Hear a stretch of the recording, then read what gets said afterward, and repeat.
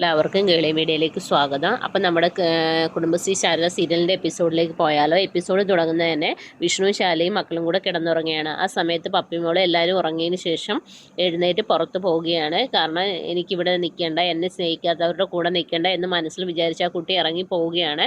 അങ്ങനെ ഡോറൊക്കെ തുറന്ന് പുറത്തിറങ്ങുമ്പോഴത്തേനും ജയശ്രീയുടെ പപ്പ ആ കുട്ടിയെ കാണുക. അങ്ങനെ കൈ പിടിക്കും. മോൾ എവിടെയാണ് പോകുന്നതെന്ന് ചോദിക്കുക. അപ്പം പറയും ഞാൻ എൻ്റെ അമ്മയെ കാണാൻ പോവാണെന്നൊക്കെ പറയും. അപ്പം അയാൾ വിചാരിക്കുന്നത് കുട്ടി ഉറക്കത്തിൽ എണീറ്റ് അങ്ങനെ ബെല്ലിട്ട് ശാലിനെയും വിഷ്ണുവും വിളിക്കും. അപ്പോൾ അവർ എഴുന്നേറ്റ് വരുമ്പോഴത്തേനും പപ്പി മോള് അങ്ങനെ അതേ കുഞ്ഞ് ഇറങ്ങിപ്പോയതാ, ഉറക്കത്തിലാണെന്ന് പറയുന്നത്. അപ്പോൾ കുഞ്ഞ് പറയും ഞാൻ ഉറക്കത്തിലൊന്നുമല്ല, ഞാൻ എൻ്റെ അമ്മയെ കാണാൻ പോയതാന്ന് പറയും. അപ്പം വിഷ്ണു പറയും, അപ്പോൾ അയാൾ ചോദിക്കുക എന്താ നിങ്ങളുടെ മകളല്ലേ എന്ന് ചോദിക്കുക. അപ്പോൾ അല്ല, അവളുടെ അമ്മയെ അങ്ങനെയാണ് കാണുന്നത്, അതുകൊണ്ടാണെന്നുള്ള രീതിയിൽ പറഞ്ഞ് അങ്ങ് പോകുക. അപ്പോൾ അവരങ്ങ് പോകും. പിന്നീട് വിഷ്ണു ശാലിനെ പപ്പിയോട് അകത്ത് കയറാൻ പറയും. അപ്പോൾ കുട്ടി സമ്മതിക്കത്തില്ല.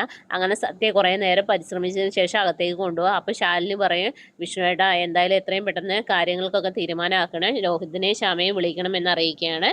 അങ്ങനെ ഓക്കെ പറയുന്നു. പിന്നീട് നമ്മുടെ വിഷ്ണു വണ്ടിയുടെ എന്തോ ആവശ്യത്തിന് കമലിനെ ആരാണ്ട് വിളിക്കുന്നു. ആ സമയത്ത് വീണ്ടും കോളിംഗ് ബെൽ അടിക്കുകയാണ്. ആ സമയത്ത് കോളിംഗ് ബെൽ ഡോറ് തുറന്ന് പുറത്തിറങ്ങുമ്പോഴത്തേന് നമ്മുടെ രാഘവൻ നായരും പിള്ളയും കൂടെ വന്നിരിക്കുകയാണ്. അപ്പോൾ ചോദിക്കുക അച്ഛൻ എന്താ ഇവിടെ വന്നതെന്ന് ചോദിക്കുക. അപ്പോൾ പറയും സത്യഭാമയ്ക്ക് നല്ല മാറ്റം വന്നിട്ടുണ്ട്, അങ്ങനെ നടന്ന കാര്യങ്ങളൊക്കെ അറിയുകയാണ്, നീ എന്തായാലും വീട്ടിലേക്ക് വരണം, എന്നിട്ട് സത്യഭാമയോട് പറയാൻ പറയും നിൻ്റെ ഭാര്യേനെ എങ്ങനെ ഇനി കാണുന്നതെന്നുള്ള രീതിയിലൊക്കെ സംസാരിക്കാനുള്ള കാര്യം പറയുകയാണ്. അങ്ങനെ വിഷ്ണു പറയും വരാമെന്ന് പറയും. അങ്ങനെ അവർ ഓക്കെ പറഞ്ഞങ്ങ് പോവുകയാണ്. പിന്നീടാണെങ്കിൽ നമ്മുടെ സത്യഭാമയുടെ അവിടെയാണ്, അല്ല നമ്മുടെ കുടുംബശ്രീ ശാരദ വീട്ടിലാണെങ്കിൽ ഹോട്ടലിൽ ഇങ്ങനെ എല്ലാവരും ചായ കുടിക്കുമ്പോഴത്തേനും ഒരാൾ വന്നിട്ട് ഇങ്ങനെ പറയും നിങ്ങളുടെ പറമ്പിൽ നിന്നൊരു പട്ടി കൈപ്പത്തിയും കൊണ്ട് ഇങ്ങനെ വന്നിട്ടുണ്ട്, പോലീസുകാരെല്ലാം വന്നിട്ടുണ്ട്, അവർ ആഹും ബഹളവും ഇതാണെന്നൊക്കെ പറയും.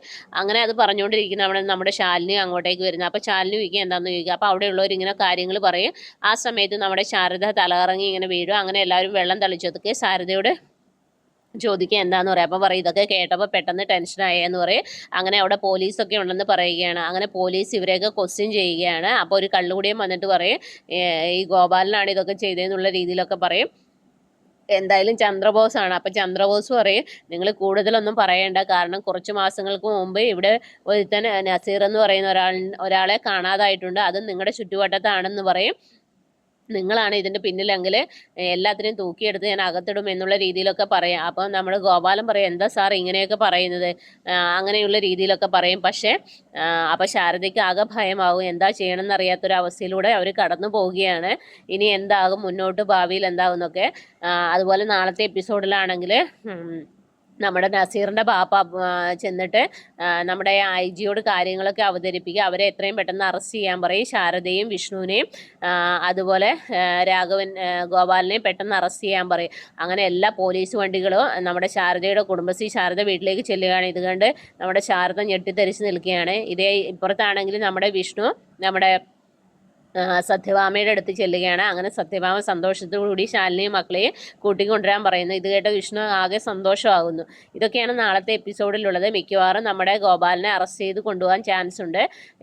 നാളത്തെ എപ്പിസോഡിൽ നമുക്ക് എല്ലാം കാണാവുന്നതാണ്. അപ്പം നാളത്തെ എപ്പിസോഡിന് എല്ലാവരും വെയിറ്റ് ചെയ്യാൻ. ചാനൽ ഇഷ്ടപ്പെടുവാണ് സബ്സ്ക്രൈബ് ചെയ്യുക, സപ്പോർട്ട് ചെയ്യുക, നിങ്ങളുടെ വിലയേറിയ അഭിപ്രായങ്ങൾ കമൻറ്റായി രേഖപ്പെടുത്തുക. അപ്പോൾ ഓക്കെ, ബൈ ബൈ.